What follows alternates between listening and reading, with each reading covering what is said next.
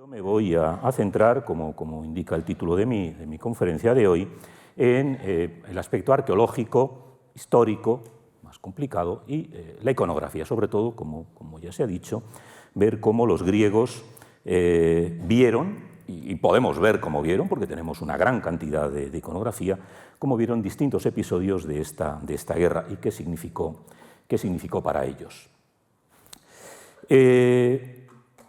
Tanto Heródoto como Tucídides, no los primeros, pero sin duda los más importantes historiadores griegos, y sobre todo del siglo V a.C., que están escribiendo, no lo olvidemos, historia, es decir, relatos de lo que ha ocurrido, relato de lo que las personas han hecho, consideran la guerra de Troya como una realidad, como algo que ocurrió. Tanto Heródoto como Tucídides, en esta bella estatua, ¿no?, que tenemos, hay varias, en el Museo de Nápoles, ¿no?, donde tenemos en una cara a Heródoto y en la otra a Tucídides, ¿no?, como los dos padres de la historia. Aquí les pongo en cada texto la cara correspondiente, ¿no? Heródoto, cuando está explicando los orígenes de las guerras médicas, de las guerras que enfrentan a los griegos con los persas a principios del siglo V, hace pues lo que hace todo buen historiador: no centrarse solo en lo que está ocurriendo, sino en el porqué. Y se remonta en el pasado para explicar la rivalidad entre Europa y Asia, y uno de los elementos es la guerra de Troya. Para él la guerra de Troya fue real. Los griegos, por una mujer lacedemonia, reunieron una poderosa flota, pasaron acto seguido a Asia y destruyeron el poderío de Príamo. Lo da como algo que ha ocurrido.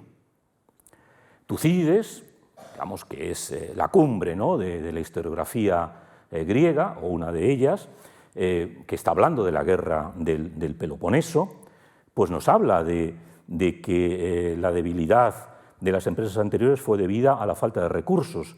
Sin duda ocurre lo mismo con la guerra de Troya, que si bien ha obtenido más renombre que las anteriores, los hechos demuestran que fue inferior a su fama, y algo muy importante, y a la tradición que gracias a los poetas prevalece actualmente.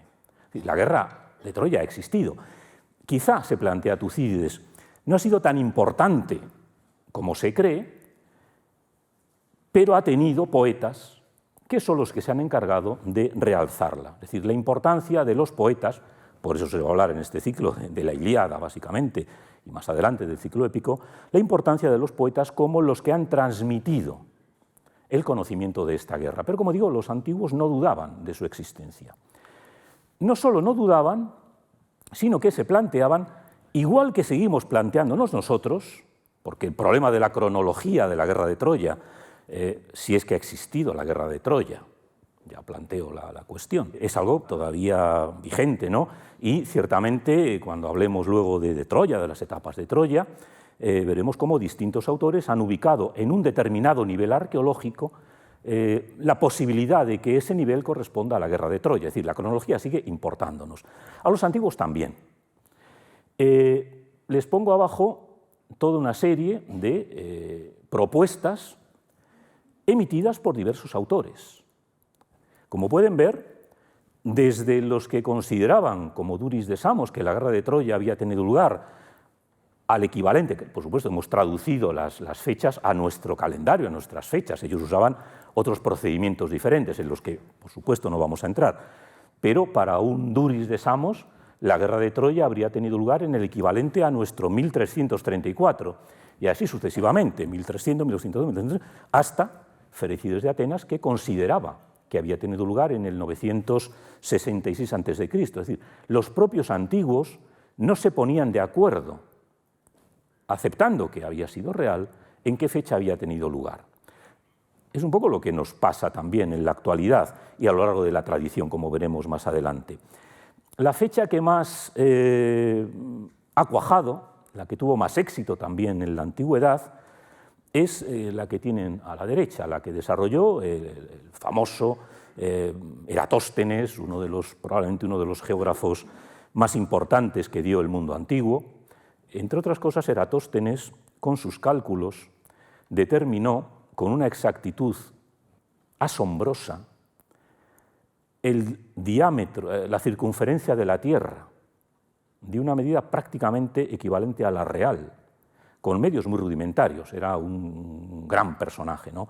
Fue director de la famosa Biblioteca de Alejandría, vivió en el siglo III a.C., principios del segundo, y entre sus preocupaciones estaba el buscar la fecha de la guerra de Troya. Y haciendo una serie de cálculos, que he resumido ahí en esta imagen, llegó a la conclusión de que habría tenido lugar en el equivalente a nuestro 1184-1183 a.C.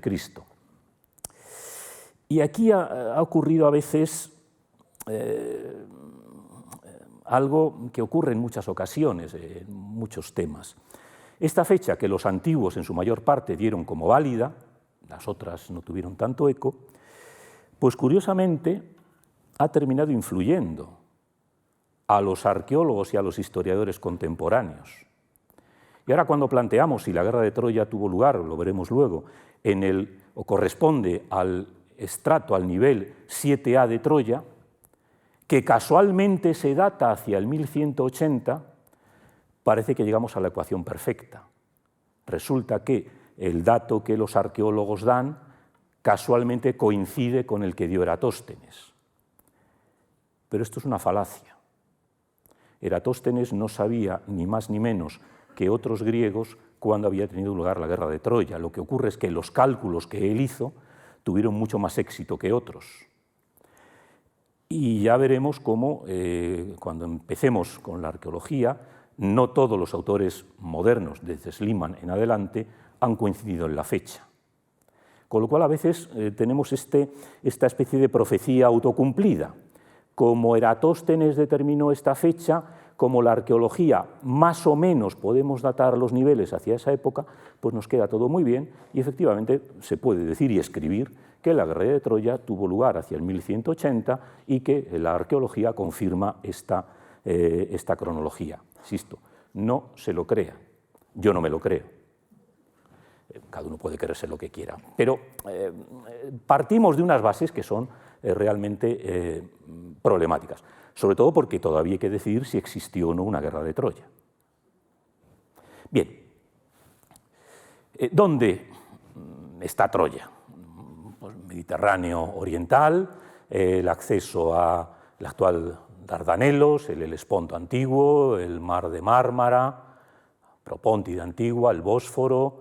Bien, en la esquina nororiental del Mediterráneo, con una serie de islas que aparecen en los poemas homéricos: Samotracia, Imbros, Lemnos, Ténedos, ciudades, Esmirna, Quíos, donde los antiguos pensaban en alguna de ellas que había nacido Homero. Queda muy fácil también proyectar nuestras propias percepciones al pasado. Hoy día este es un punto clave.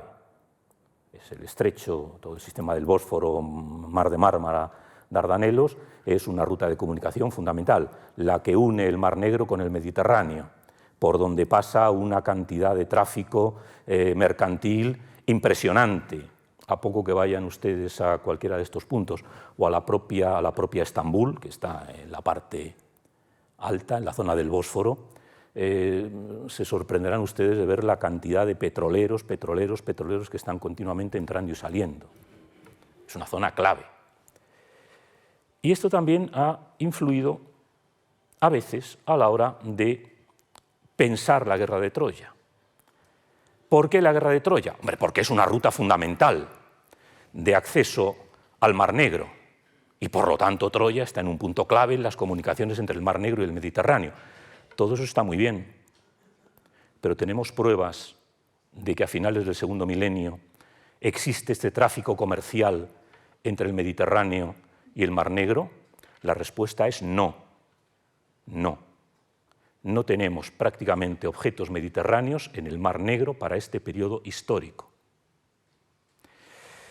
Es verdad que ante esa ausencia de evidencia siempre tenemos el socorrido recurso de decir que, como ha cambiado el nivel del mar, todos los yacimientos en los que posiblemente había restos de estos intercambios están bajo el agua y, por lo tanto, el que no los tengamos no quiere decir que no existan. Bueno, puede ser una posibilidad, pero pensar que una interacción comercial se limita al área justamente costera y que no tiene prolongaciones hacia zonas internas es no entender cómo funcionan las transacciones en el mundo antiguo. No tenemos prácticamente datos arqueológicos mediterráneos en el Mar Negro para el final del segundo milenio antes de Cristo. Y si nos creemos a los poemas homéricos, si nos creemos a la Ilíada, y hablaremos de ello, ¿qué ocurre cuando los griegos terminan conquistando Troya? Que la saquean, se llevan a las esclavas y cada uno se vuelve a su casa. En ningún lugar de los poemas homéricos ni del ciclo épico se nos dice que una vez que acaba Troya, la guerra, los que han vencido Troya se instalan allí para aprovechar esta importante vía de comunicación. Por lo tanto, ¿qué sentido tiene Troya si no es aprovechar esta ruta? Pues posiblemente o que no ha existido la guerra de Troya, o que no ha existido esta ruta, o que no han existido ninguna de las dos. Pero son cosas que están ahí. La arqueología nos vale para lo que nos vale, y cuando no nos gusta lo que nos dice, tenemos que aceptar lo que nos dice. Bien. No voy a entrar en todas las propuestas que se han hecho de dónde estaba Troya. Los antiguos sabían dónde estaba Troya, no cabe duda. El problema es que cuando acaba el mundo antiguo, cuando entramos en la Edad Media, se pierde este conocimiento, el espacio que ocupa Troya queda deshabitado, es decir, no hay, igual que hay ciudades que siempre se han sabido dónde estaban, es decir, siempre se ha sabido dónde estaba Roma y Atenas porque jamás ha dejado de vivir gente allí. Por lo tanto, la memoria ha continuado, incluso aunque se le cambie de nombre, la historia está allí. Pero donde estuvo Troya, al final del mundo antiguo, al principio de la época bizantina, desapareció el poblamiento porque cambiaron las circunstancias y se perdió la memoria. Por lo tanto, hubo que recuperarla. Como digo, no voy a entrar en todos esos detalles. Voy a mencionar, porque cuando uno lee libros extranjeros se encuentra uno a los viajeros, a los eruditos, a un viajero del siglo XVII que pasó por allí, qué tal, pero casi nadie, claro, escribía en castellano y era castellano, casi nadie se acuerda del pobre don Ruy González de Clavijo, embajador de Enrique III de Castilla ante la corte de Tamerlán, el imperio timúrida, ¿no?, en el Asia Central. Llegó hasta Samarcanda. Imagínense lo que era en 1403 viajar desde Castilla a Samarcanda. Bueno, pues don Ruy González de Clavijo lo hizo y dejó escrito un libro que se publicó más de 100 años después de su muerte. Y ya Ruy González de Clavijo, cuando está entrando en los Dardanelos, y nos dice algo muy importante, que ahora comentaré, se plantea que en esta zona donde él está en ese momento viajando, visitando, ahí es donde estuvo un castillo alto, grande, pueblo, castillo, los caminos, ahí estuvo Troya. Es decir, él ya, que conoce, lógicamente, estamos hablando de un personaje importante, de un camarero de Enrique III, que conoce bien los clásicos, que ha leído, por supuesto, la Ilíada y demás, cuando llega a este entorno, él reflexiona e identifica seguramente a Isarlik, que es visible, era visible, ¿no? Es decir, como digo, casi nunca se menciona al pobre Clavijo, porque como escribe en castellano y como la historiografía está casi siempre en manos anglosajonas, casi nadie conoce que fue uno de los primeros, ya en el siglo XV, que determinó con sus cálculos dónde podía estar Troya. Dice una cosa interesante, y es que tiene que esperar varios días para poder subir por los Dardanelos, porque el problema que tiene la relación del Mar Negro con el Mediterráneo es que es un estrecho, muy estrecho, y hay una corriente enorme que sale del Mar Negro al Mediterráneo. Una corriente bastante importante, y además soplan vientos del norte a sur. No todos los barcos, y menos los barcos muy antiguos, podían remontar esos vientos y esas corrientes. No era fácil acceder al Mar Negro con barcos de vela y con barcos de remo. Por lo tanto, eso confirmaría lo que comentábamos antes, que no es tan fácil el acceso al Mar Negro. Bien, Clavijo sería uno de los primeros, no voy a dar toda la lista porque nos llevaría muy lejos. Vamos a situarnos en el siglo XIX, vamos a hablar, como corresponde, de Frank Calver, que fue el primero, que no solo dijo que Troya estaba en la colina de Hisarlik, tenemos aquí un grabado, ¿no?, de principios del siglo XIX, realmente de finales del XVIII. Lo que pasa es que la obra del conde de Choiseul-Gouffier, los dibujos tardaron en publicarse, ¿no?, pero él hizo un viaje por la zona, identificó el castillo, el tel de Hisarlik, sugirió que ahí podía estar Troya, aunque había un debate, y Calvert, un personaje importante, empezó a excavar, compró la mitad de la colina para poder excavarla con profundidad, pero llegó un momento en el que vio que eso era tan difícil y no tenía medios. Vivía bien, era de una posición económica holgada, pero no tenía medios suficientes para poder excavar. Y anduvo buscando patrocinadores. Incluso intentó que el propio Museo Británico le patrocinara.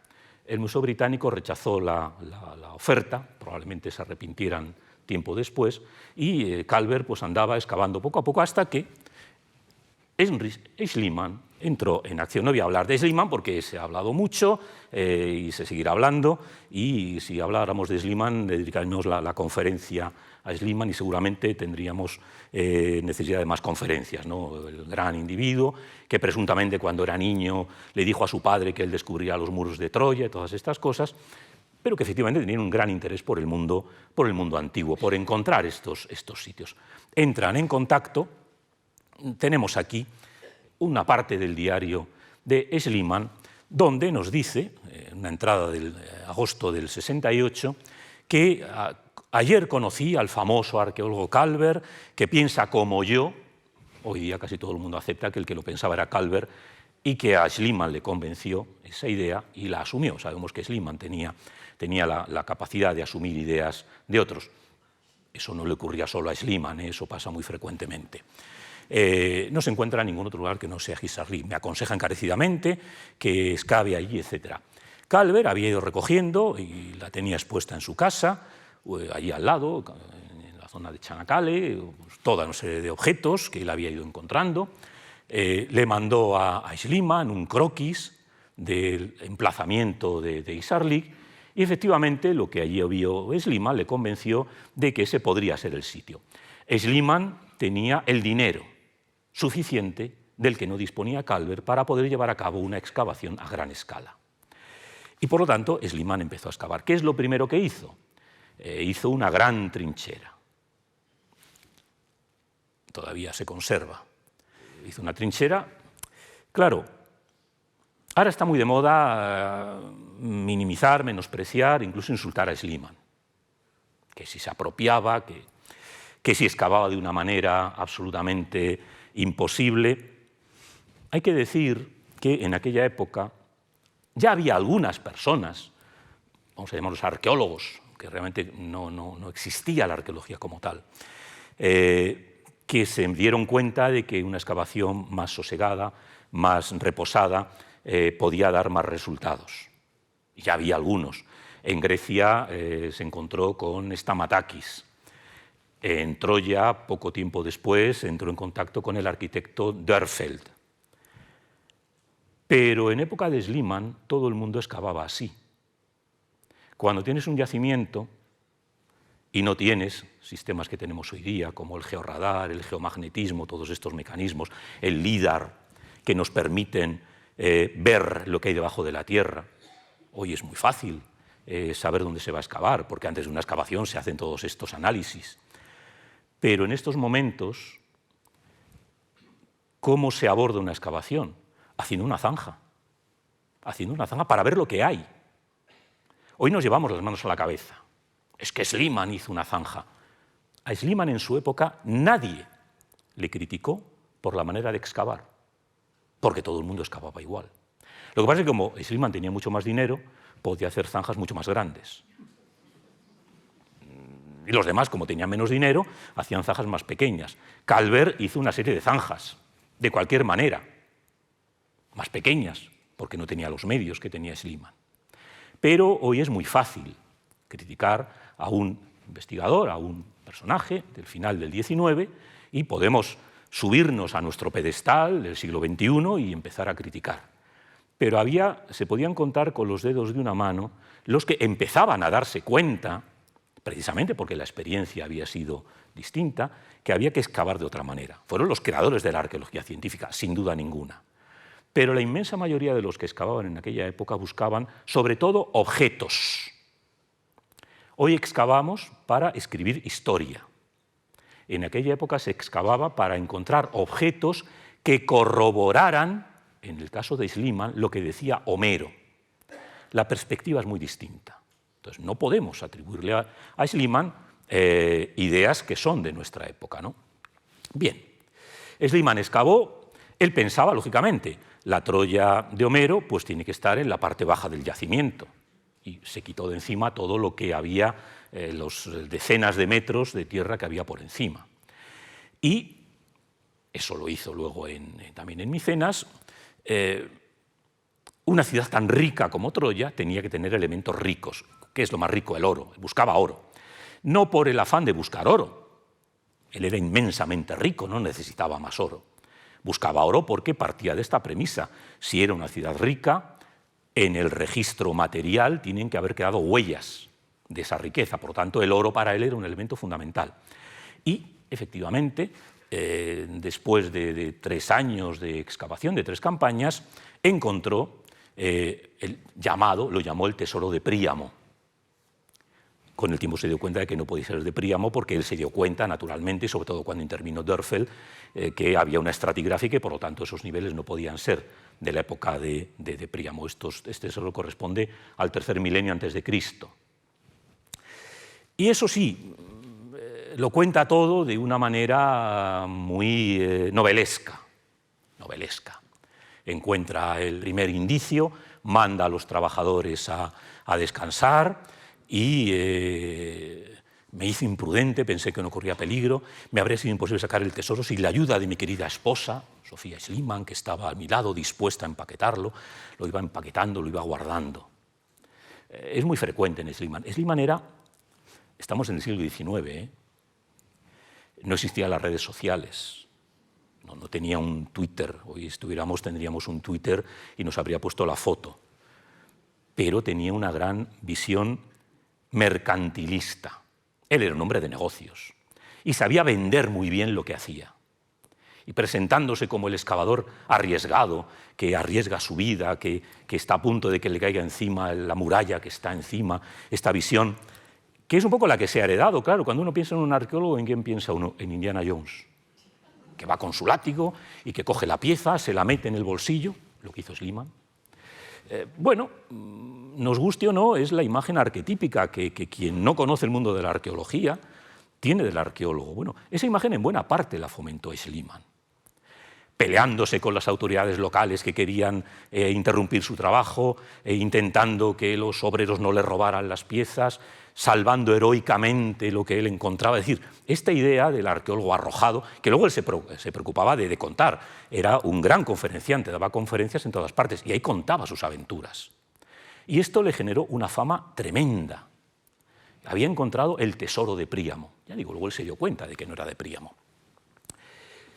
Le puso una foto famosísima, ¿no? Le puso todas las joyas a su esposa, a Sofía, y lo publicó. Hoy a nadie se le ocurriría hacer esto, claro, un arqueólogo. Además, casi tienes que ponerte guantes para tocar una pieza. Un arqueólogo haría hoy una cosa de estas y evidentemente le expulsarían de la carrera arqueológica. Pero en aquella época era normal, no existía la arqueología científica. Este es el montaje actual.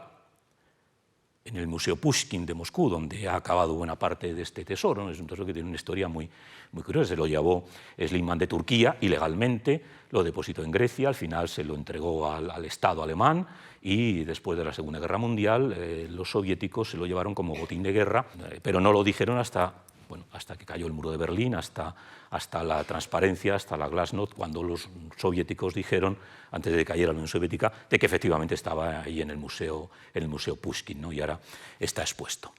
Sabemos, porque lo dice el propio Schliemann en una carta que le escribió a Charles Newton, que era el conservador del Museo Británico, que no había aceptado participar en la excavación de Calvert, que realmente su mujer no estaba esos días, porque se había vuelto a Atenas porque se había muerto su padre. La habían pillado, pero bueno, como su mujer se está esforzando él por hacer una arqueóloga, pues escribí que me había ayudado un poco para fomentar su carrera, ¿no? Es decir, el propio Schliemann confiesa cuando le pillan sus mentirijillas, ¿no? El aura del arqueólogo que con su esposa salva la cultura, pues es importante, ¿no? Bien, Schliemann publicó un libro que editó él mismo, que pagó él mismo, un libro riquísimo, con una gran cantidad de cosas que no se hacía en aquella época. Publicar en fotografía era muy difícil. Bueno, la fotografía requiere sistemas que para finales del XIX estaban muy poco desarrollados. Publicar grabados requería un trabajo, mucho dinero. Publicó un libro con centenares de ilustraciones, una cosa única, porque quería dar a conocer sus hallazgos. Y publicó sus primeros planos de Troya. Aquí es donde encontró el tesoro, lo marca perfectamente. Publica unos grabados tomados de fotografías. Publicó además un álbum de fotografías, de 100 y pico fotografías, que debió de costar un dineral para la época, ¿no? Él quería dar a conocer, además con mucha rapidez, los hallazgos. Claro, con esa rapidez propiciaba un rápido conocimiento, pero al tiempo impedía un análisis sosegado. Él iba publicando las cosas sin un análisis sosegado, pero las daba a conocer al público, que era un poco lo que le interesaba, ¿no? Aquí nos cuenta que tuvo que parar las excavaciones en Troya porque las autoridades turcas le demandaron, lógicamente, por haberse llevado el tesoro. Realmente tenía que haberlo compartido, ¿no? Porque las leyes turcas acababan de cambiar hacía poco la ley, se lo llevó. Al final le condenaron a 400 libras, pero fíjense lo que dice. Pero en lugar de 400 libras envié en abril de 1875 2.000 libras al ministro turco de Instrucción Pública en beneficio del Museo Imperial, expresando mi gran deseo de permanecer siempre en términos amistosos con ellos y replicándoles, fíjense ustedes, que necesitaban tanto a un hombre como yo los necesitaba a ellos. Un poco esta soberbia. Lo cierto es que siguió excavando en Troya. Es decir, ese dinero que dio, dice que dio, suplementario a la condena que le pusieron, le permitió seguir excavando en Troya, ¿no? Y seguir haciendo hallazgos ya no tan importantes como los primeros que había hecho. Su última etapa son estos años. En 1882 entra Dörffel. Dörffel era arquitecto de formación y es, como decía antes, uno de los que se dan cuenta de que hay que excavar de determinada manera, de que hay que fijarse en los niveles, de que no se pueden hacer estas excavaciones tan masivas con cientos de obreros. Schliemann mandó a hacer una... Yo eso lo digo muchas veces, ¿no? Vuelvo a repetir el ejemplo de Indiana Jones. Todos supongo que conocen las películas y ven estas excavaciones con vagonetas atravesando el yacimiento. Troya estaba atravesada por un trenecillo de vagonetas que mandó construir Schliemann para sacar los cientos y cientos de toneladas que desalojó. Ahora hay un proyecto de reexcavar, lo que pasa es que es muy complicado, los basureros que dejó Schliemann, porque seguro que están llenos de objetos, de hallazgos. Es decir, ese modelo de arqueología masiva con cientos de obreros era imposible para poder entender bien lo que allí ocurría.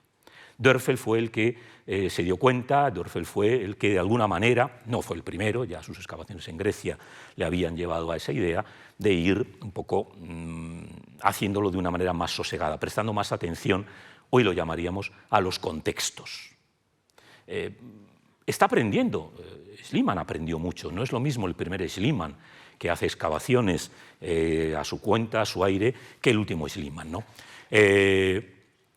Después de la muerte de Schliemann en Nápoles, por una infección de oído, Dörffel excava 2 años más con apoyo de la propia viuda de Schliemann.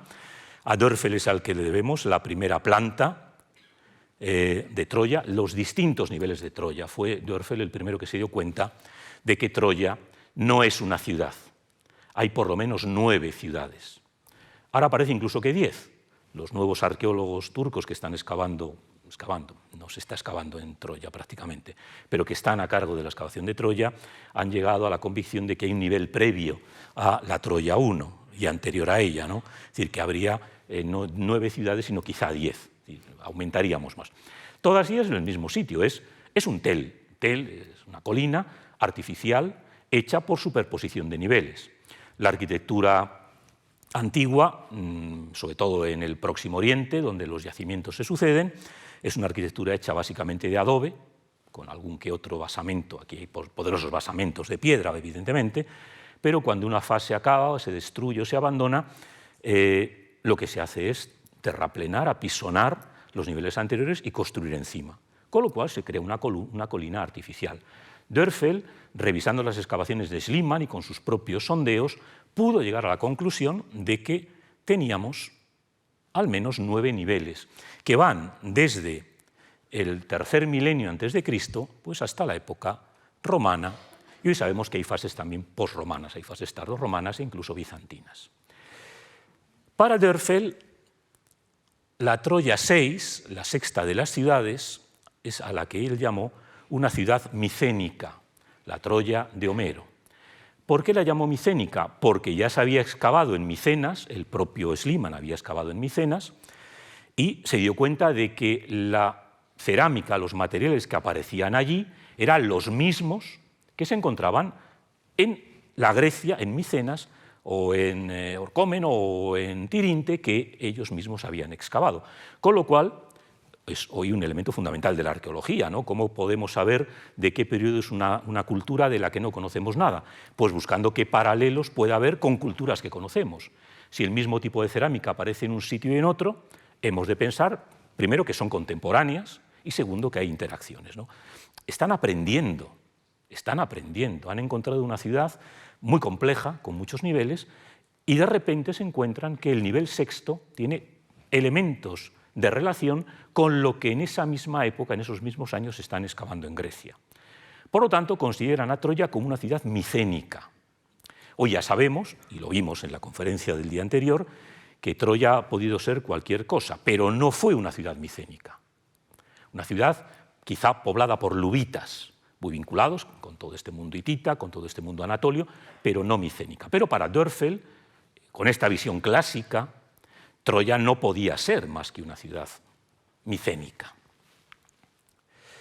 Y escribe unas cosas interesantes Dörffel, no en el estilo de Schliemann, pero también en un estilo grandilocuente.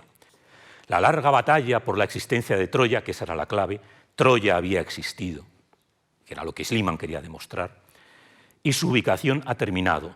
Los ilieos han ganado, Estrabón y Demetrio han perdido. Schliemann tenía razón. Los defensores de la teoría de Burnarbashi, que es otra colina que había próxima, estaban equivocados. Nuestra tarea, ahora que Troya ha sido realmente encontrada, es simplemente comparar las descripciones homéricas con la realidad, etcétera, etcétera. Es decir, ese viejo debate que autores como Estrabón o Demetrio de Stepsis habían negado, que Troya no sería encontrada jamás, no sabríamos dónde está Troya, ha acabado. Hemos encontrado Troya y ahora lo que tenemos que hacer, por eso les decía antes, la arqueología en aquella época no estaba pensada para escribir historia. Hoy podemos escribir historia sin textos escritos. La arqueología nos permite escribir historia. La visión que tenían en aquella época era que podríamos comprobar que lo que cuenta Homero es cierto. ¿Qué es el problema cuando hablamos de si ha habido guerra de Troya o no?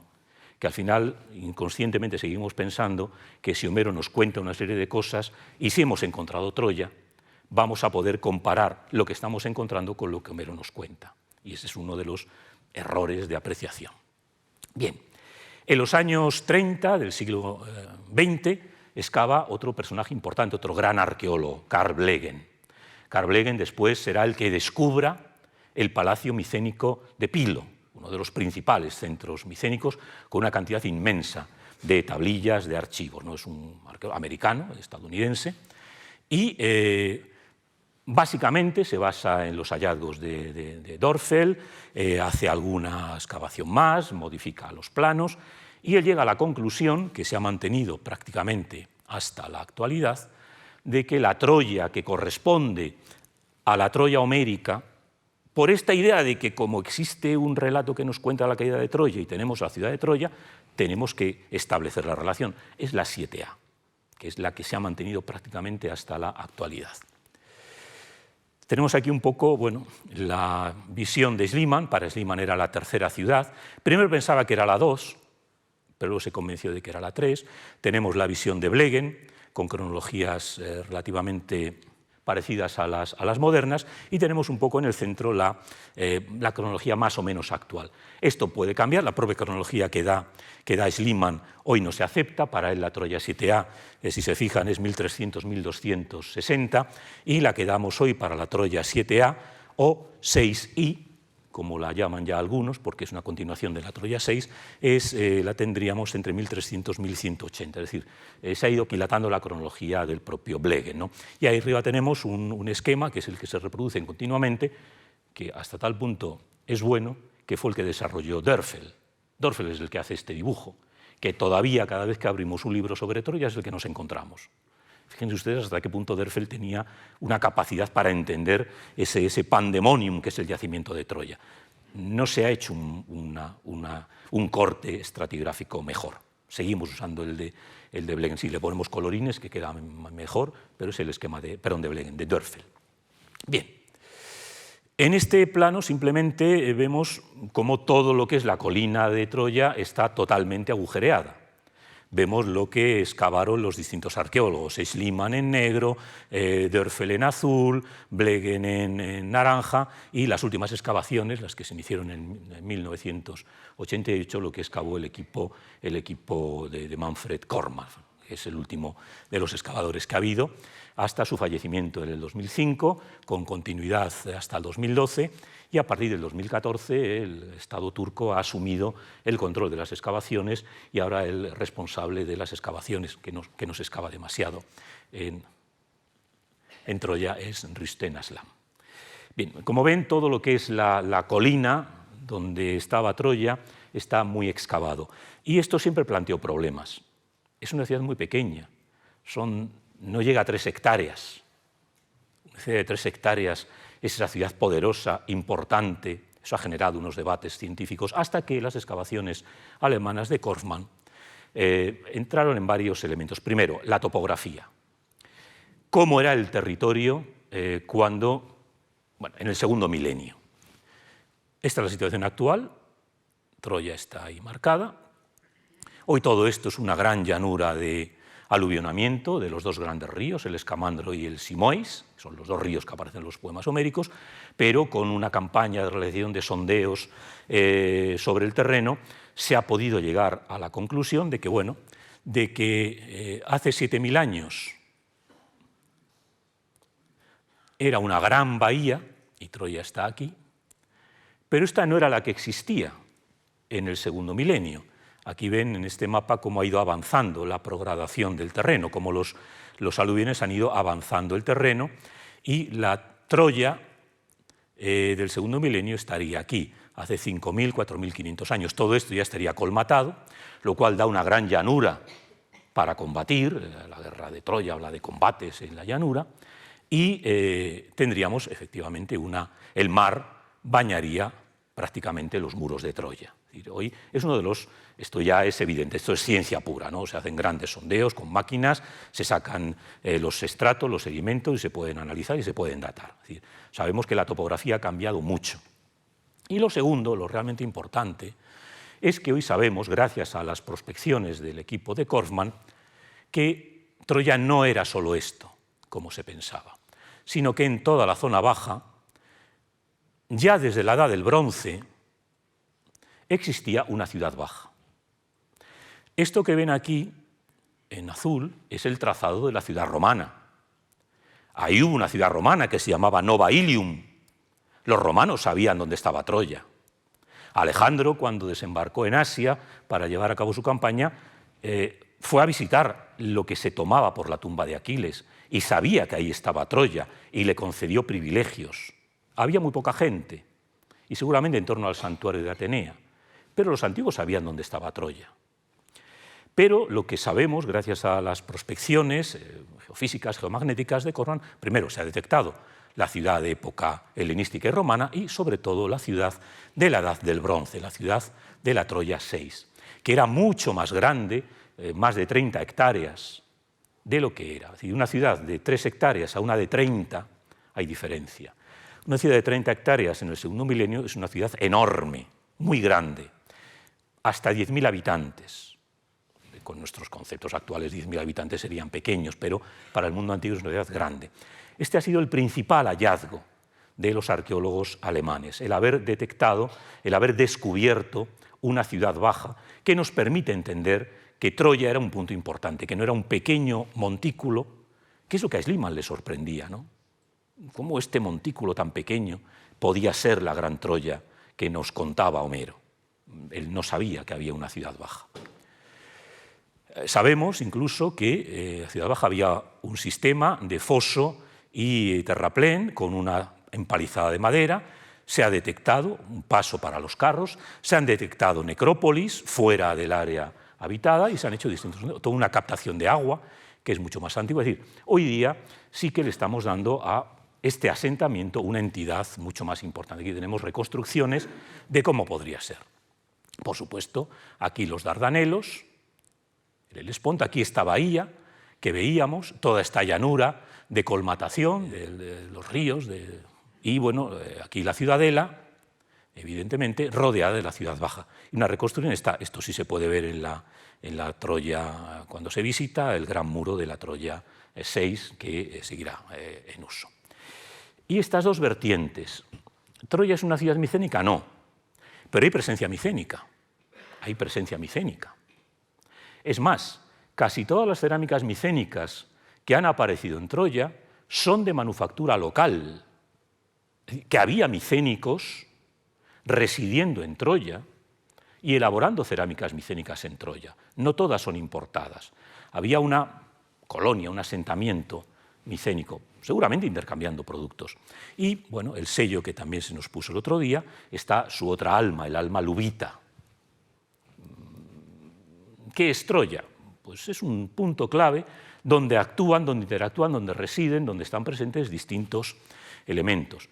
No voy a insistir en el Tratado de Alexandru, que ya se nos habló el otro día, pero simplemente recordar que a principios del segundo milenio, en la época del siglo XIII a.C., en la época del famoso rey hitita Muwatalli II, que es la época del faraón Ramsés II, pocos años después de este tratado tiene lugar la batalla de Kadesh, que todos conocemos, ¿no? Troya está bajo el poder de los reyes hititas. El rey hitita le ordena al rey Alexandru, al rey Alexandros, es otro de estos elementos, que tiene que leer ese tratado de sumisión 3 veces al año y que él tiene que estar presente, el rey Alexandru, para saber que en ese momento el rey hitita controla el territorio.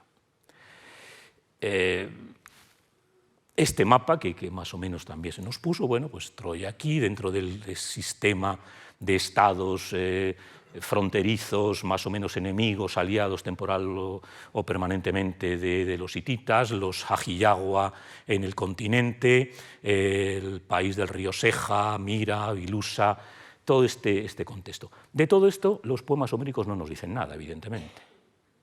Hoy sabemos que la Troya real está inserta en estos esquemas, pero los griegos no nos cuentan nada.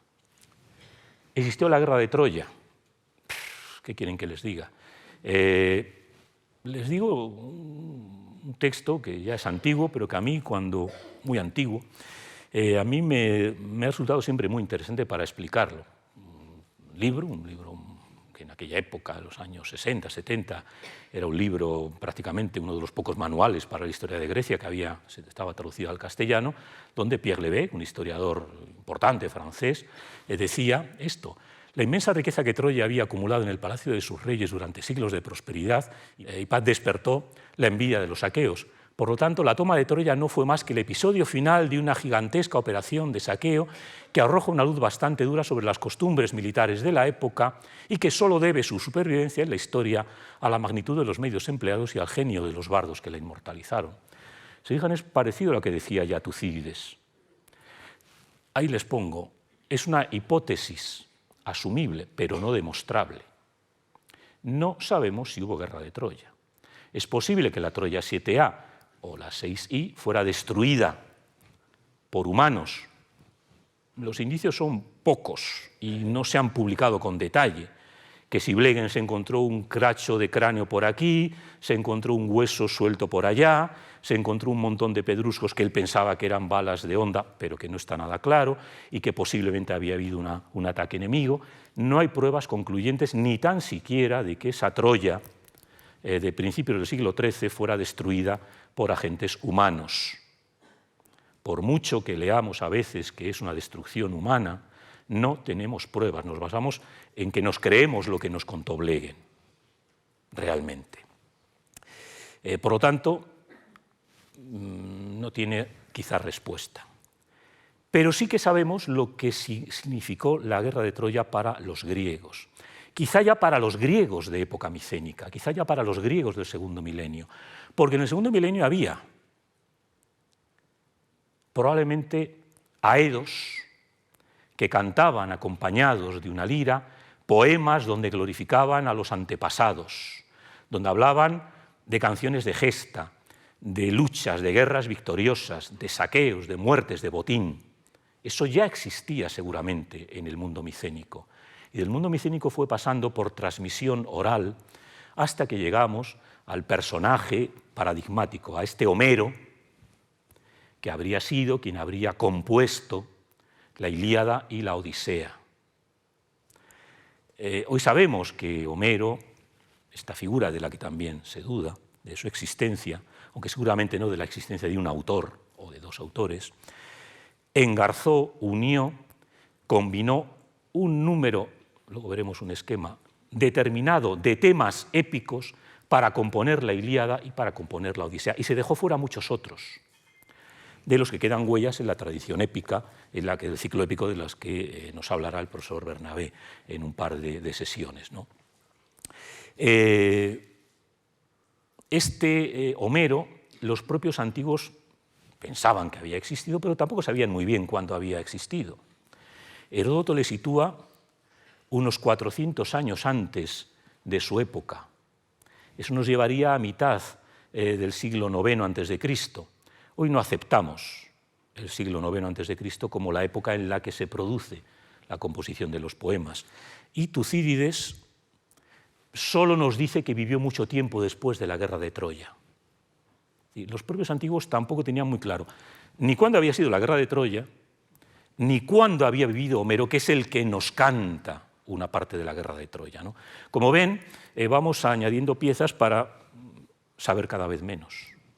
Sabemos cosas. Lo que no vamos a saber es si hubo una guerra de Troya, cuándo tuvo lugar esa guerra de Troya y si personajes como Aquiles, Héctor, Patroclo o Paris Alejandro existieron. Sí que es curioso lo que ya hemos visto. Hubo un rey, Alaxandú, en Wilusa, en el siglo XIII a.C. Hay nombres que se repiten. Con un nombre, un poeta te construye una poesía, un poema entero, te construye toda una épica. Con un nombre como Rodrigo Díaz de Vivar, el Cid, o como Roland, los poetas te construyen un relato enorme, un cantar de gesta, una épica. Pero la épica tiene muy poco que ver con la historia. ¿La épica para qué sirve? Sirve para cimentar, fortalecer la identidad de quienes son los destinatarios de esa épica. Nos sirve en una época en la que no existe la historia, porque no existe la escritura, para recordar las gestas gloriosas de nuestros antepasados. La guerra de Troya les sirve a los griegos en el siglo VIII, en el siglo VII, cuando está empezando la escritura, cuando está empezando la polis, para recordarles que hubo un tiempo muy remoto en el que fuimos poderosos, y después hay un vacío absoluto. Todavía se sigue usando, aunque cada vez menos, el concepto de siglos oscuros. Cuando los historiadores hablamos del final del mundo micénico hacia el siglo XII y hablamos del inicio del mundo griego, del renacimiento griego, de la polis griega en el siglo VIII, aunque es un término que ya está en desuso, hablamos de siglos oscuros. Los griegos no sabían qué había ocurrido prácticamente desde la época de Troya hasta que tenían recuerdos de su realidad contemporánea. ¿Cómo llenaban eso? Con mitos, con épica. Aunque ahora vivamos en chozas, en cabañas, Hubo una época en la que nuestros antepasados se reunieron en una flota de más de 1000 barcos, atacaron Troya para liberar a Helena y destruimos Troya, que era la ciudad más importante del mundo. Para eso valen los poemas épicos, para eso vale un Homero, para cantar las glorias del pasado. Y el papel de Homero como educador es evidente, nos podemos remontar a mucho antes que a Platón, pero aquí tenemos uno de los más famosos textos de Platón, ¿no? Aquel que defienda que Homero ha educado a la Hélade, a esta persona debemos amarla y saludarla como las mejores personas. Homero ha sido la base de la cultura griega. Los griegos eran capaces de recitar decenas y decenas y decenas y decenas de versos homéricos de memoria, desde bien jóvenes.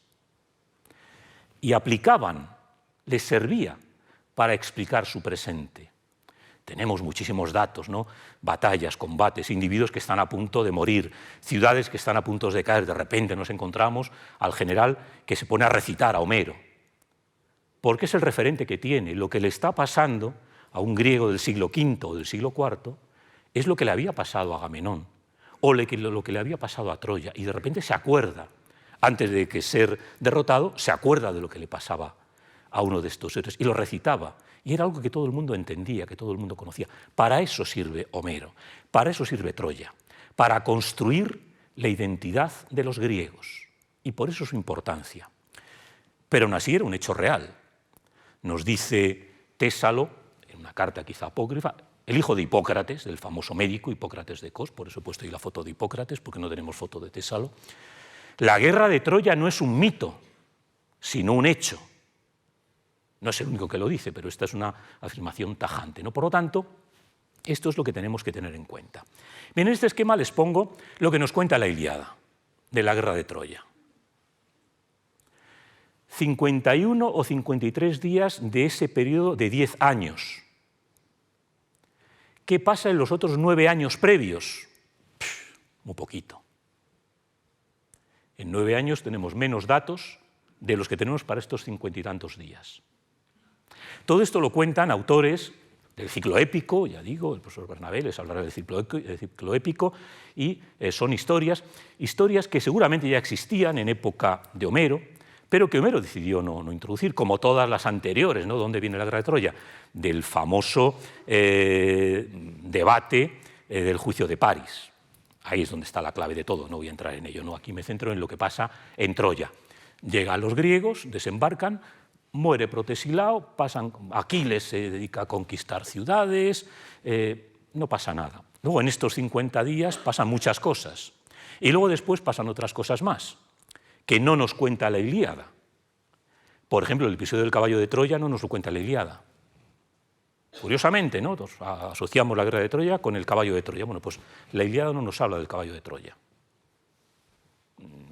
Para que veamos, ¿no? cómo a veces tenemos una idea que no es real. Esto es lo que nos cuenta la Ilíada. Y para todos estos episodios, los griegos, aparte de los poemas, de los que no voy a hablar aquí, tenían imágenes. Bueno, este es el panorama, ¿no? Todos los que están participando en esta guerra, los aliados de los troyanos, etc. Bien, para todos y cada uno de estos actos, los griegos desarrollan una iconografía riquísima, espectacular. Aquí he seleccionado unos pocos, hay cientos, es uno de los temas.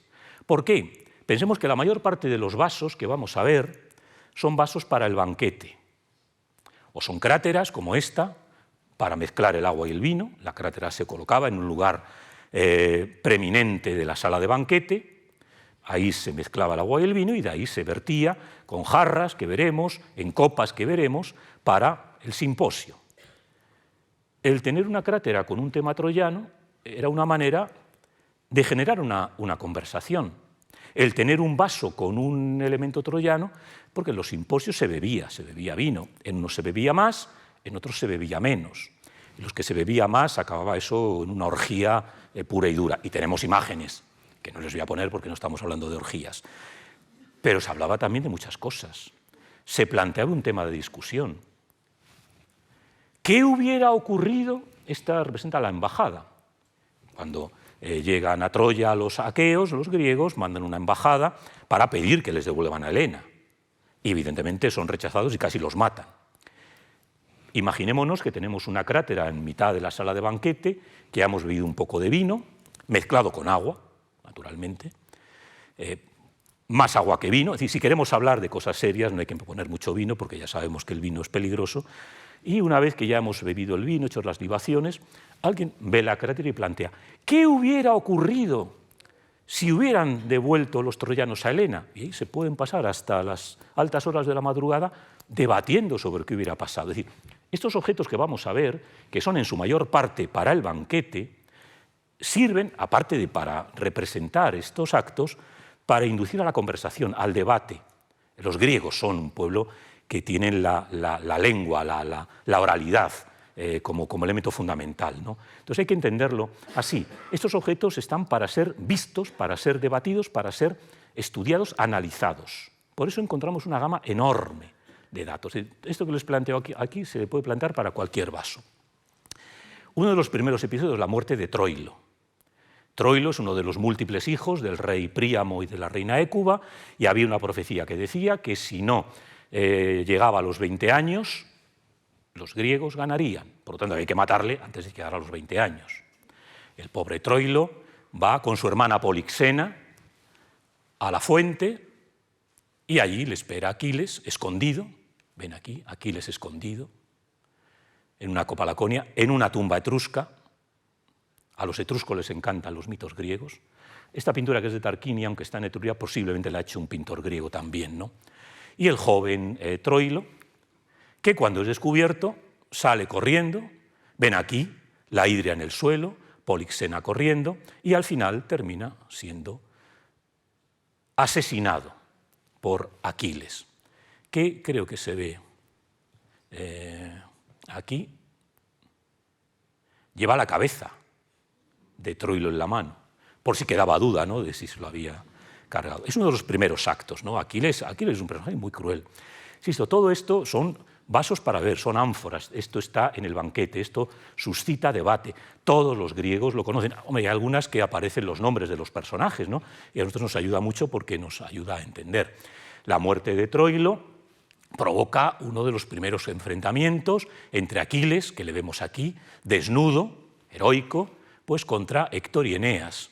Aquí está el pobre Troilo muerto y aquí está el altar, aquí lo ponen los carteles, ¿no? Por si alguien tenía dudas, no todos los griegos tendrían la misma capacidad de interpretar los mitos, y a veces tenemos los cartelitos, ¿no? Es decir, uno de los primeros conflictos que encontramos antes de entrar en la Ilíada es la lucha entre estos grandes héroes por el cadáver de Troilo.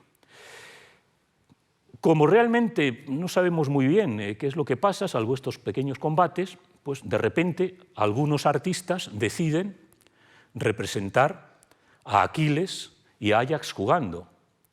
No sé si saben ustedes que para los griegos el juego, los dados, las damas, se inventaron en Troya. Los inventó Palamedes, porque en uno de los contraataques troyanos los aqueos están tan rodeados, no tienen acceso a la comida, están muriéndose de hambre, y para matar el hambre a Palamedes se le ocurre inventar los juegos. Entonces, mientras están jugando, no se acuerdan de que tienen hambre. Bueno, es otra de las historias en torno a Troya. El origen del juego, para los griegos, está en Troya. Palamedes lo inventó. Entonces, aparecen una ánfora y una hidria de una calidad extraordinaria donde aparece los dos héroes jugando. Pero aquí tenemos a Atenea, que de alguna manera les recuerda que tienen que luchar. Es decir, aquí no está en la de la izquierda, pero en la de la derecha sí. ¿Qué ocurre? Pues que en uno de estos raids que llevan a cabo contra territorios en torno a Troya, raptan a dos jóvenes, a Criseida y a Briseida. Se parecen el nombre, pero son distintas. A Criseida le toca a Agamenón y Briseida le toca a Aquiles. Pero resulta que el padre de Criseida, Crises, es sacerdote de Apolo y pide que le devuelvan a su hija. Y claro, Agamenón dice que no. Entonces Crises va y le llora a Apolo, del que es sacerdote, y le dice, mira, que me devuelvan a mi hija. ¿Y qué hace Apolo? Empieza la peste, empieza la carestía, empieza el hambre, y al final Agamenón tiene que devolver a Criseida. ¿Y qué hace Agamenón? Le quita su esclava a Aquiles. Y Aquiles se enfada. Canta odiosa la cólera del Pélida Aquiles. Así empieza la Ilíada. Aquiles se enfada muchísimo y dice, pues ahora no lucho. Y como no lucha es donde empiezan los males, lo que dice el segundo verso de la Ilíada, y provocó innumerables males a los aqueos. Ahí es donde empieza la Ilíada. Hasta entonces son los prolegómenos. ¿Qué encontramos en estas imágenes? Vean aquí a Aquiles, con la cara tapada, lleno de odio y de vergüenza, porque que a un héroe como Aquiles, el mejor de los aqueos, Agamenón, porque es el más fuerte, le prive de la esclava que ha ganado con la punta de su lanza, es una afrenta y está avergonzado. En esta pintura pompeyana, pero de clara influencia griega, no le vemos en esa postura, le vemos al revés, le vemos de espaldas, mientras se llevan a Briseida. Son interpretaciones, es decir, cada artista, igual que los poetas también tienen libertad para interpretar los acontecimientos, los hechos, entre comillas, los artistas también. Seguramente no vamos a encontrar un par de interpretaciones iguales, porque aquí está, y es lo verdaderamente interesante, ¿no?, cómo los artistas sobre estos temas interpretan durante siglos esos mismos temas, creando a veces cosas muy novedosas. Primeros combates, Menelao y Paris, y Ayax y Héctor. Es la misma copa. Imagínense ustedes, alguien bebiendo en la copa, la tiene, bebe su vino y le empieza a dar vueltas. Y se encuentra en una cara a Paris corriendo a todo correr, fíjense ustedes, aquí Menelao está atacando con la espada en ristre, y aquí Paris está huyendo, está corriendo. Y sin embargo, en la otra cara de la copa encontramos a Ayax y Héctor. Es decir, en un lado el cobardica, Paris, que es un arquero, y por lo tanto los arqueros no son siempre buenos, huyendo, y en el otro lado, imagínense el debate que da eso, el valor, debate sobre el valor, sobre qué es lo que debe hacer, porque van vestidos, claro, es un poco lo que ocurre, la iconografía es la iconografía de la época, van vestidos como van vestidos los soldados del siglo V. No hay ningún intento, ¿no?, de aproximarse, lo vemos, ¿no?, en toda la pintura medieval y en todas las épocas, cuando se representan escenas de la crucifixión de Cristo, no se representan soldados romanos. Cuando estamos en la Italia del Renacimiento se presentan como soldados, como guerreros del siglo XV. Los griegos no tienen ningún interés en presentarlos a la antigua, los presentan como se visten los guerreros contemporáneos. Imagínense la de debates que da esto en un banquete, porque además la copa se pasa de uno a otro. Y van debatiendo, van discutiendo, y los artistas van generando temas, ¿no? Es un poco la riqueza que tiene toda esta imagen. Bueno, todos los que beben, todos los que están en el banquete, son soldados, han combatido, pueden combatir. En el mundo griego, el ciudadano es el soldado. Cuando se te moviliza, vas a combatir. Por lo tanto, la gente tiene experiencia de guerra. Y no están hablando en abstracto, saben lo que es un combate, saben lo que es la guerra, saben lo que es el ver al enemigo en los ojos. Esto genera imágenes, genera debates, genera sentido de identidad. ¿Cuál es la posición correcta? Esta. La del guerrero, luego será la de Héctor, que sabe que va a morir a manos de Aquiles, pero a pesar de eso asume su destino. Es un mensaje al ciudadano contemporáneo, al ciudadano del siglo VI, del siglo V, que sabe que cuando le toque ir al ejército tiene que comportarse como los héroes de los que oye hablar a los poetas y a los que ve físicamente en las imágenes que tiene a su alcance, ¿no? Por eso estamos hablando de la importancia que tiene para la construcción de la identidad cívica, de la identidad individual, de la identidad como ciudadano, todo este tipo de mensajes. Van a ver a a Aquiles pidiéndole que vuelva al combate. Aquí le vemos aquí a Ulises y Ayax, aquí vemos en una postura muy parecida a la de antes, todavía con esta vergüenza. Pero claro, Aquiles siente ira, pero siente vergüenza, porque es un rey, es el rey de los mirmidones, no puede ser despreciado de esa manera por Agamenón, no se le puede tratar como a un sirviente.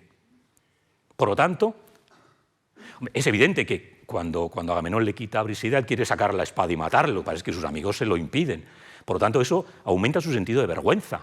Claro, lo que hubiera correspondido es que hubiera sacado la espada y lo hubiera matado. No lo hace, por lo tanto, la vergüenza le acompaña. Todo eso se ve muy bien. Esto es el fondo de una copa, esto es lo que uno se encuentra en el fondo del vaso cuando lo bebe, con lo cual, imagínense a alguien bebiendo en la copa, que no sabes lo que hay debajo, porque está llena de vino, y cuando vas bebiendo, de repente, según va viendo menos vino, vas viendo la cara de Aquiles. Y seguramente hay un juego. ¿Qué estás viendo? ¿Qué estás viendo, fulanito, cuando estás bebiendo? ¿Qué estás viendo? Estoy viendo la vergüenza, estoy viendo a Aquiles avergonzado, Aquiles que no ha sido capaz de defenderse. Es decir, hay un diálogo. Estas imágenes, igual que nos apelan a nosotros cuando las vemos en las imágenes o en los museos, apelaban mucho más a sus contemporáneos, porque conocían este mundo, ¿no? Lo sabían perfectamente. Con lo cual, como digo, la imagen hay que verla como un diálogo entre el usuario y el artista que la ha creado. Evidentemente, la no vuelta de Aquiles implica guerras, implica combates. Les he puesto aquí, esta es una de las primeras cerámicas griegas figuradas que conocemos, estamos en el siglo VIII a.C., pero seguramente ya está representando un tema homérico, un tema épico, un tema vinculado a Troya. Sería muy largo de entrar en detalles de por qué tiene que ver con esta figura, que es una figura que tiene 4 piernas. 4 piernas. Solo conocemos a un personaje con 4 piernas que combatió en Troya. Por lo tanto, cuando en una escena de guerra, cadáveres apilados, ven aquí, cadáveres apilados, ven aquí a un individuo a punto de pegarle un espadazo a otro al que tiene cogido de la cimera y está a punto de pegarle un espadazo en la cabeza. Vemos aquí un individuo que está medio caído. Son escenas de combate. ¿Un combate genérico? No, seguramente es un combate homérico, es un combate en torno a Troya. Este vaso precisamente no vale para beber, es una crátera, pero este vaso, que aparece en Atenas, sirve para colocarlo encima de la tumba. Es un vaso muy grande, está fragmentado evidentemente, pero en su estado natural debería de medir cerca del 1,50 m, 1,60 m. Es un vaso muy grande y estaba destinado para estar colocado fuera de la tumba, al lado de la estela funeraria, para que todos los que vieran esa tumba se hicieran la idea de que el que estaba ahí enterrado había sido tan heroico como todos aquellos héroes que habían combatido en Troya. Probablemente esta es una de las primeras escenas de la guerra de Troya que conocemos en el arte griego, y estamos en los albores del arte griego, en el siglo VIII a.C., ¿no? Es decir, para que veamos hasta qué punto esto ha tenido repercusión. Pero aparece también en templos. En este magnífico templo, uno de los que mejor se conservan de Grecia, en la isla de Egina, el templo de Atenea a Falla, a finales del siglo VI se construye un frontón que está hoy en la Gliptoteca de Múnich, todo él. Esta es una restauración. Ahora que está tan de moda restaurar la pintura de las esculturas antiguas, que todas estaban pintadas, pues se ha hecho esta reconstrucción, que seguramente está glorificando a Áyax. Áyax es uno de los héroes de la Ilíada, ¿no? Áyax, hijo de Telamón, es primo de Aquiles. Peleo y Telamón son hermanos, por lo tanto Áyax y Aquiles son primos. Pero es que Áyax, su familia procedía de Egina. Por lo tanto, cuando la ciudad de Egina, a finales del siglo VI, tiene que decorar uno de los frontones de su gran santuario a Atenea, escogen un tema de Troya. Atenea en medio, y aquí los troyanos, representados como persas, están combatiendo contra los griegos. Y seguramente uno de estos personajes es el propio Áyax. Es decir, no se limita solo a la cerámica. También en edificios públicos, en edificios de una vistosidad impresionante, estos temas aparecen. Esto ya es una plasmación pública, claro, esto ya no es el elemento privado, es lo interesante. Episodios como Dolón. Dolón es el primer agente encubierto que tenemos en la historia de Grecia, bueno, en la historia, en la mitología. Es un individuo que es enviado para espiar al campamento griego, se disfraza de lobo, le ven aquí, con su piel de lobo, pero le descubren Ulises y Diomedes. Le sonsacan información y se lo cargan, naturalmente. Y la información que le sonsaca tiene que ver con los nuevos refuerzos que están llegando a Troya. Ha llegado un refuerzo de tracios, encabezados por su rey Reso, que ha traído una poderosa contingente de caballería que puede perjudicar. Entonces, aprovechando la información, hacen una incursión, Ulises y Diomedes, y aquí vemos a Ulises cortándole el cuello, se ven aquí los chorretones de sangre cayendo, es un arte muy gore, el arte arcaico, luego desaparecerá, luego los griegos, y aquí vemos al otro matando al rey Reso con una serie de cadáveres entre medias, y aquí los caballos, claro, los aqueos se llevan los caballos, y son episodios que nos van contando. Aquí tenemos otra imagen, la muerte del rey Reso, y aquí tenemos un arte mucho más popular, es un sarcófago, esto está destinado a una tumba, que apareció en Paleapafos, en Chipre, con una visión un poco peculiar del relato homérico, peculiar porque este personaje, que tiene aspecto de Heracles, parece que no es Heracles, sino que es Odiseo, que es Ulises. Y si es Heracles es que estarían combinando las dos guerras de Troya, porque hubo dos guerras en Troya. Bueno, vemos cómo en muchos niveles artísticos y en muchas zonas de Grecia este tipo de relatos aparece.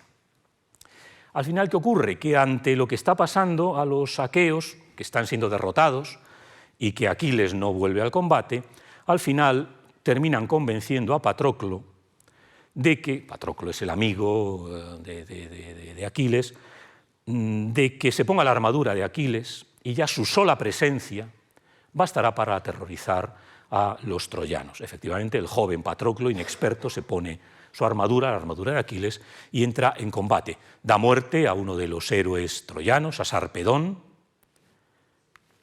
que aparece probablemente en una de las mejores pinturas de cerámica griega, en esta crátera impresionante de Eufronio, que tiene también su propia historia, estuvo muchos años en el Museo Metropolitano de Nueva York, hasta que se demostró que seguramente había sido sacada ilegalmente de Italia y volvió hace unos cuantos años a Italia, ¿no? Y es una obra maestra donde vemos al sueño, Hipnos, y a Thanatos, a la muerte, trasladando el cadáver de Sarpedón. Como ven, lleno de heridas sangrantes y presididos por Hermes, que es la divinidad psicopompa, la divinidad que acompaña a las almas de los difuntos al más allá. Es un vaso espectacular, es un vaso de una calidad prácticamente única, ¿no? Es una obra maravillosa, y vean cómo se trata un tema troyano, ¿no? Esta idea del cuerpo lánguido, no vamos a hablar aquí de arte porque también nos daría para otra charla, ¿no? Pero como ven, el tema troyano genera unas obras de arte espectaculares. La lucha por el cadáver, al final Patroclo muere, claro, lo mata Héctor, que se lleva una sorpresa desagradable porque cree que ha matado a Aquiles y cuando le quita el casco se da cuenta de que es Patroclo. Héctor se siente burlado porque los aristócratas y los reyes griegos tienen que luchar con alguien equivalente. No hay honor en matar a un chaval, por muy bien que combata. El propio Héctor se siente engañado, pero claro, eso va a desencadenar la tragedia.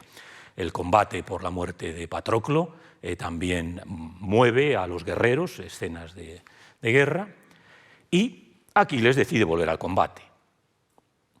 Y necesita un nuevo armamento. Su madre Tetis, que es una diosa, es una ninfa, le pide a Hefesto que haga una nueva armadura para su hijo. Hefesto lo hace y tenemos aquí las escenas. Aquí pone Tetis, aquí pone Aquiles, no hay duda de que tenemos una corona, tenemos el escudo, tenemos la coraza, tenemos el casco que van entregándole a Aquiles para que vuelva al combate. Y aquí tenemos al propio Hefesto puliendo el escudo. El escudo de Aquiles es otro elemento importante. Y evidentemente ahora tienen que combatir los dos grandes. Es el clímax de la Ilíada, evidentemente. La lucha entre los dos grandes héroes, aqueo y troyano, Aquiles y Héctor. Combate, evidentemente, como sabemos, muere Héctor, Aquiles aparece representado heroico, desnudo, Héctor aparece totalmente vestido, aquí aparecen los dos desnudos, un combate heroico, la Ilíada da mucho detalle, y al final muere Héctor. ¿Qué pasa cuando muere Héctor? Pues que Aquiles ata el cadáver de Héctor, no le ata, incluso en películas y en algunas representaciones, no es que le ate de los tobillos, es que le atraviesa el tobillo. O sea, no le mete por el tobillo para arrastrarle por el carro y le tiene dando vueltas durante un montón de tiempo alrededor de Troya. Cuando se produce el funeral de Patroclo le da dando vueltas, pero, como nos dice la Ilíada, milagrosamente el cuerpo de Héctor no fue mancillado. A pesar de todas las vueltas que le dio, el cadáver de Héctor estaba totalmente presentable, ¿no? Pero es un tema muy, muy habitual. La ira de Aquiles, pregunta en un banquete, ¿es justificable hasta el punto de tratar de esa manera al cadáver de un enemigo que además ha luchado honorablemente? Es un tema de debate. Luego serán, como sabemos, los sofistas, ¿no?, los que plantearán a sus discípulos este tipo de preguntas, ¿no?, para que los jóvenes educandos puedan desarrollar sus capacidades retóricas. Es decir, hay que saber defender a Aquiles, defender a Héctor, ¿no? Pero vemos cómo la iconografía nos está llevando a estos elementos. El cadáver de Patroclo es atendido. Aquí ya se prefiguran los juegos funerarios en honor, carreras de caballos, competiciones en honor a Patroclo. Y otro dato también que nos muestra la capacidad, el carácter de Aquiles. Aquiles manda sacrificar a 12 troyanos cautivos en la pira de Patroclo. Y aquí vemos, en una magnífica crátera Apulia, a un troyano a punto de ser degollado. Ven aquí Aquiles cogiéndole la cabeza, el pelo, y con la espada a punto de degollarle, y a estos pobres esperando su destino. Y aquí, sin ningún tipo de tapujo, aquí vemos cómo están degollando directamente a un prisionero troyano. Es curioso que este tipo de imágenes aparecen sobre todo en el mundo griego de Italia. No suelen aparecer en Grecia, en la Grecia propia, aparecen en el mundo griego de Italia, y solo a partir del siglo IV. Es decir, no era un tema que en Grecia, en la Grecia propia, gustara mucho. Es un tema más de estos ambientes mucho más abiertos, más flexibles, donde hay relaciones con otros pueblos que ven la sangre de otra manera, ¿no? Pero es interesante. ¿Y qué ocurre después? Pues ocurre que Príamo va a rogarle, a pedirle a Aquiles que le devuelva el cadáver de su hijo. Una escena terrible, terrible.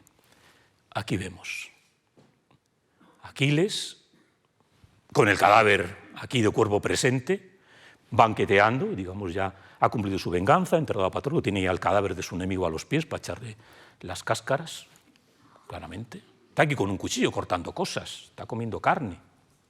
Lo peor que puede pasar. Y aquí lo mismo, le tienen aquí debajo de esto. Y ven aquí al pobre Príamo, mayor, anciano, agarrándole de las rodillas, suplicándole. Aquí no, aquí está en otra actitud, ¿no? Es otro tema importantísimo, ¿no? Al final Aquiles se ablanda. Yo, que las películas modernas tienen, y la película Troya tiene sus problemas, que no voy a entrar, a mí particularmente una de las escenas que más me gustan es la escena que está muy bien hecha, en la que Peter O'Toole, haciendo de Príamo, va a ver a Aquiles, a Brad Pitt. Es una escena muy homérica, recoge muy bien el espíritu homérico. Si tienen ocasión de verla, la película tiene muchos problemas, no vamos a insistir en ellos, pero esa escena a mí particularmente, y si la ven en versión original, ese Peter O'Toole ya mayor, uno está viendo, yo particularmente estoy viendo a Príamo. Es una escena, desde mi punto de vista, de las mejores de toda la... Quizá por esa escena se salvaría toda la película, realmente, ¿no? Porque todos los anacronismos y demás tienen sus cosas, pero esa escena es impresionante. Recoge muy bien la escena del padre a cuyo hijo han matado, que va a implorar al asesino de su hijo que le devuelva el cadáver. Bueno, eso ya los griegos lo tenían previsto. Y aquí acaba la Ilíada. La Ilíada acaba cuando Aquiles devuelve el cadáver a Príamo y se entierra a Héctor. Ahí acaba la Ilíada. Todo lo que viene después ya no está en la Ilíada. La llegada de las Amazonas. Claro, una vez que ha muerto Héctor hay que buscar nuevos apoyos. Y vienen las Amazonas. Combaten con las Amazonas y aquí hay una de las escenas también más interesantes y que algunos autores han captado con un carácter magistral. ¿Qué ocurre? Que Aquiles combate con la reina de las Amazonas, Pentesilea, un combate, las amazonas ya saben, estas mujeres poderosas que combaten como hombres o mejor que los hombres, pero en el momento justo, lo vemos aquí, en el que está atravesando a Pentesilea, sabemos que es Pentesilea porque lo pone aquí, con la lanza, o aquí en esta otra que es mucho más impresionante, con la espada, se cruzan las miradas de los dos y se enamoran.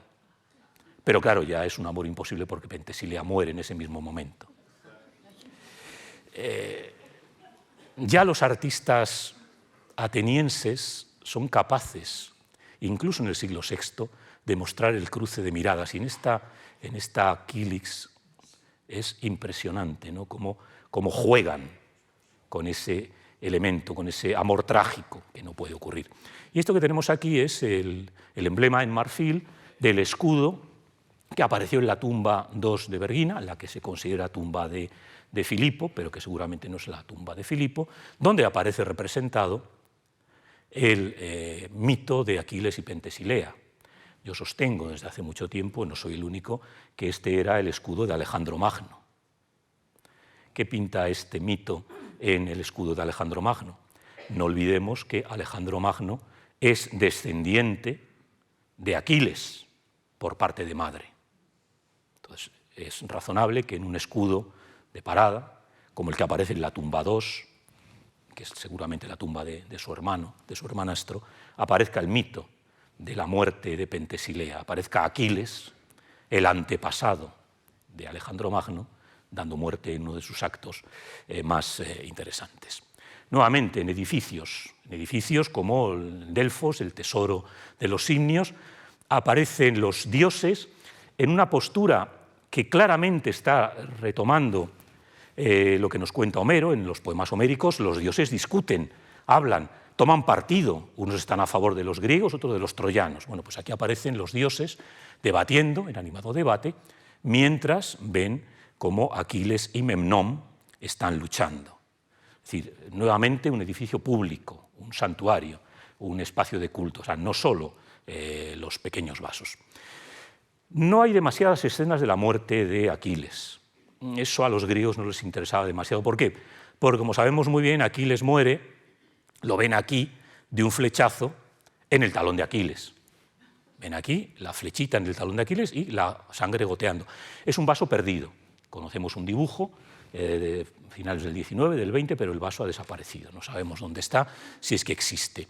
Y vemos a Paris, aquí, que lleva Paris en su mano, un arco.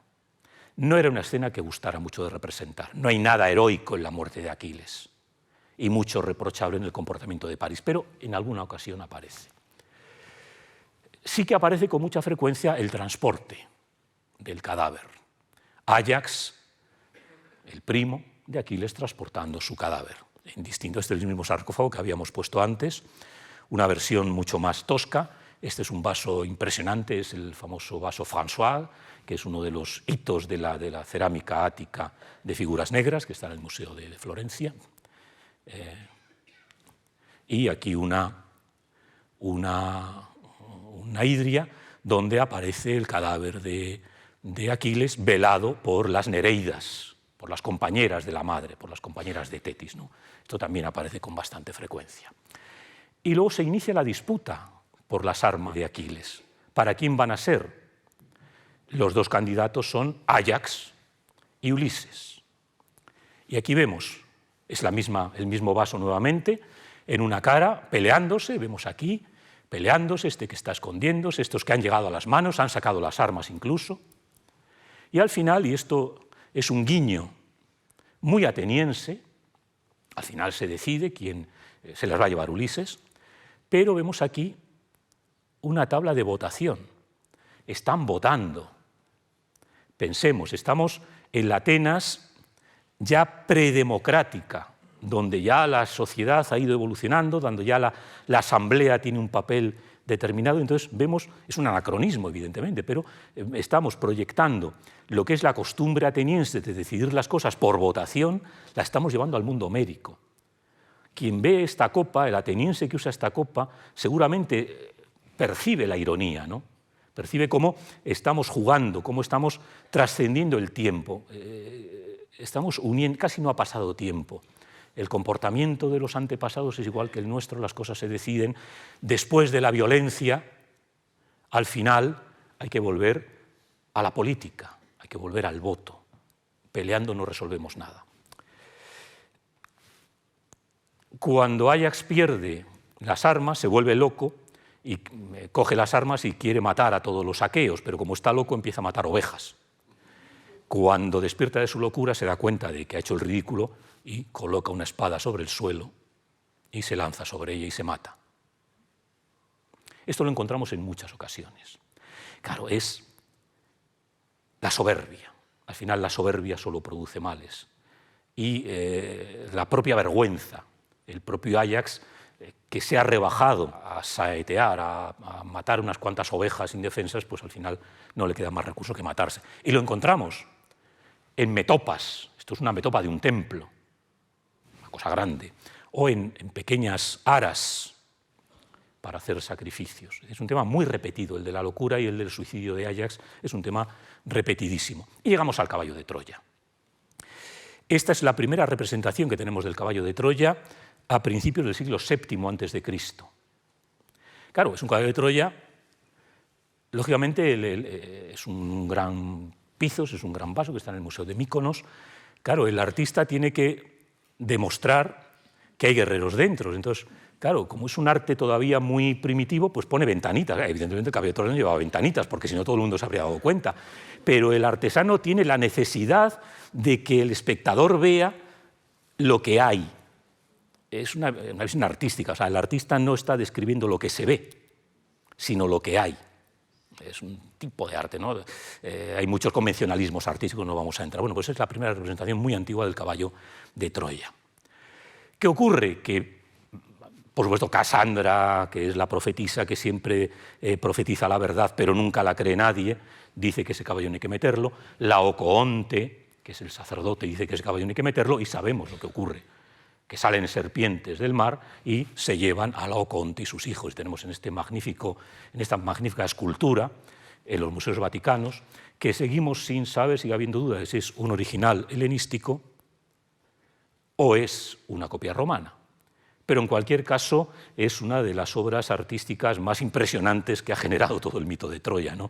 Gracias al mito troyano tenemos esta espléndida escultura helenística, ¿no? Es con estos claroscuros, con estos barrocos, con estos movimientos bruscos, ¿no? Es decir, para que vean lo que da de sí en el mundo griego el arte vinculado al mundo homérico.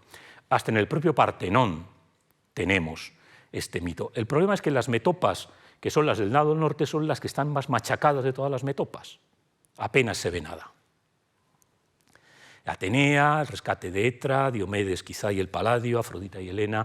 Las del lado sur están mejor conservadas, las de los laterales están, pero es que ahí es donde impactó el bombazo de Morosini. Entonces es la zona que más se vio afectada por la explosión y por lo tanto las metopas de la parte norte son las peor conservadas. Pero todo el lado norte del Partenón estaba decorado con escenas de la caída de Troya, ¿no? Es decir, en la Atenas del siglo V, aparte de las vasijas que uno tenía en su casa, cuando uno recorría la Acrópolis y se fijaba en lo que había, en la parte norte se encontraba con todo este programa iconográfico en el que Atenas reivindica la herencia troyana. De la misma manera que nuestros antepasados, los aqueos, destruyeron a Troya, que está en Asia, nosotros, los atenienses, que somos sus descendientes, hemos derrotado a los persas que están en Asia. Hay un juego simbólico, no es casual. El ambiente privado es importante, pero el ambiente público también. Troya es conquistada, como saben, y se producen episodios de gran clímax. Menelao y Helena. Claro, Helena es la esposa infiel. Luego no será infiel porque resulta que no era ella o que era una imagen. Bueno, habrá muchas maneras. Pero vemos aquí a Agamenón con la espada en la mano, a punto de pegarle un espadazo a Helena. Claro, es la mujer adúltera. Pero Afrodita lo impide. Aquí vemos en esta otra escena, fíjense ustedes, Menelao ha soltado la espada. Ya se ha amansado. Sigue amándola, le perdona todo y vuelven tranquilos y felices a Esparta, donde serán adorados con el tiempo como dioses. decir, es una escena de clímax. Aquí todavía no se ha producido. Aquí todavía Menelao va con la espada en la mano. Nuevamente, imagen de debate, debería haber matado Menelao a Helena, debería haberla perdonado. Es decir, todo esto, como digo, cada una de estas imágenes, como digo, da lugar a un debate. Y aquí, al contrario, ya Aquiles ha amansado, ya ha perdonado a su esposa. La muerte de Príamo. Príamo se refugia en el altar, siempre aparece Príamo en el altar. ¿Y quién mata a Príamo? Neoptólemo, el hijo de Aquiles. Porque el hijo de Príamo Paris ha matado a Aquiles, por lo tanto el hijo de Aquiles mata al padre del que ha matado a su padre. Y además casi siempre aparece en estas escenas, si fijan ustedes, aparte de estar matando a Príamo en las dos, se fijan, lleva un niño en la mano, en las dos. ¿Quién es ese niño? Ese es Astianacte, el hijo de Héctor y de Andrómaca, que va a ser tirado de lo alto de las murallas de Troya por Neoptólemo. Es decir, al tiempo que mata a Príamo ya se nos muestra claramente que no es lo único que hace. Quiere acabar con la estirpe del propio Héctor. Escenas terribles. Es el mismo Pizos que veíamos antes, que además del caballo de Troya tiene muchas escenas. Algunas, bueno, pues puede ser Menelao y Helena, pero hay algunas verdaderamente brutales. Fíjense ustedes, este guerrero, esta madre y este niño con una espada que le está cortando por la mitad. Esto va a desaparecer en el arte griego posterior, no va a ser tan frecuente, pero estamos en el siglo VII. Está lleno, no sé cuántas hay, 14, 15 escenas, 16 escenas, a cada cual más terrible. Escenas de saqueo, escenas de botín. ¿Qué es lo que nos cuenta la tradición? Los varones de Troya son todos asesinados. Las mujeres se convierten en esclavas y muchas de ellas en concubinas de los vencedores. Y con ellas regresan a Grecia. Por eso decía, no se queda nadie en Troya. Estas representaciones son de una, muy esquemáticas, si quieren, porque son muy antiguas, pero son de una dureza tremenda. El caso de Áyax y Casandra. Casandra, la profetisa, insisto, que profetizaba la verdad, pero que jamás nadie la creía, que cuando entran los griegos se refugia junto a la estatua de la diosa Atenea, se agarra a ella, y en esta pintura de Pompeya, también de influencia griega romana, se agarra a ella, pero de allí la arranca Áyax, no el Áyax que hemos visto antes, había dos Áyax, el Áyax Telamonio, que es el que se mata, y el Áyax Oileo, el Áyax el menor, la arranca del altar de la diosa Atenea y la viola.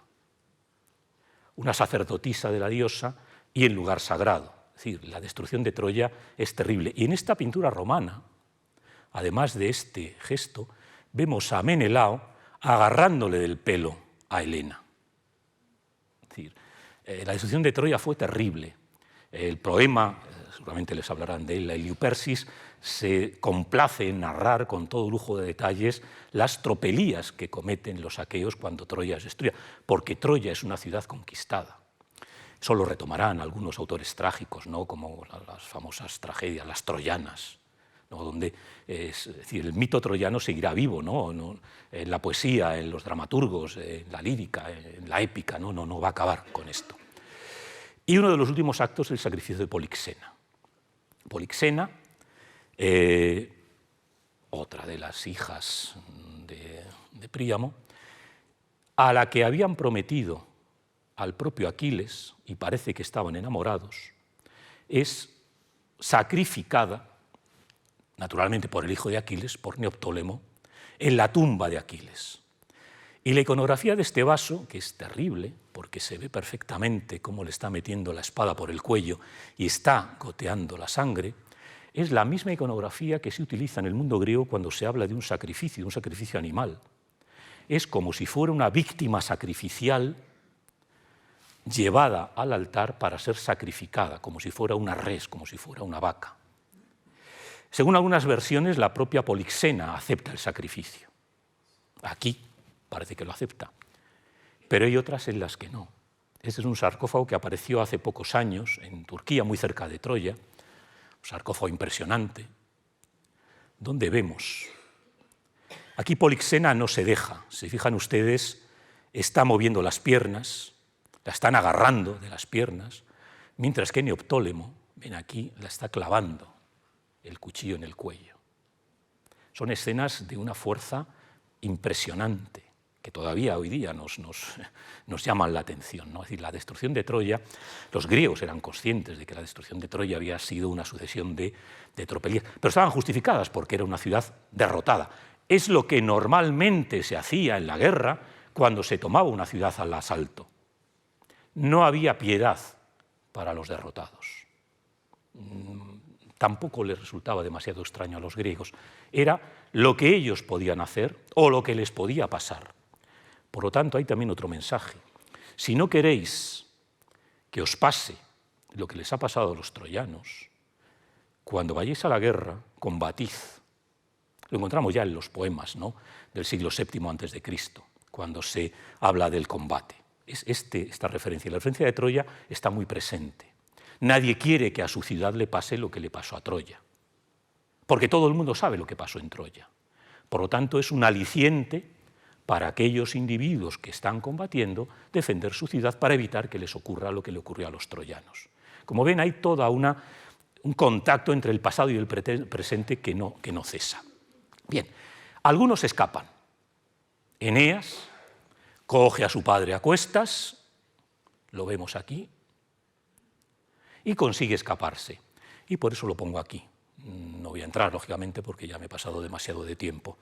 Julio César, que es descendiente de Eneas, acuña en los años 47 y 46 a.C., en plena guerra civil, un denario, Caesar, donde aparece el mito de Eneas, porque el hijo de Eneas, Julo, será el antepasado de la gens Julia, y de allí saldrá la estirpe que fundará Roma, de allí vienen Rómulo y Remo.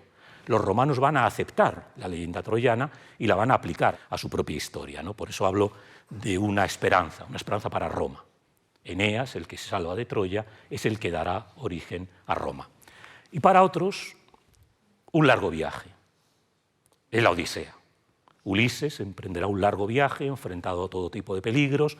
Aquí vemos a las sirenas que le intentan seducir con su canto y que al final llegará a término, aunque muchos de los que participaron en Troya no llegarán a su término, o si llegan, les ocurrirá lo que le ocurre a Agamenón, que cuando llega va a ser asesinado por su esposa Clitemnestra con ayuda de su amante Egisto. Es decir, Troya genera un trauma tan tremendo que raros son los que sobreviven en condiciones adecuadas a la guerra. Y con esta escena de la Troya en llamas, de la Troya ardiendo, acabo mi charla y les doy las gracias por su atención.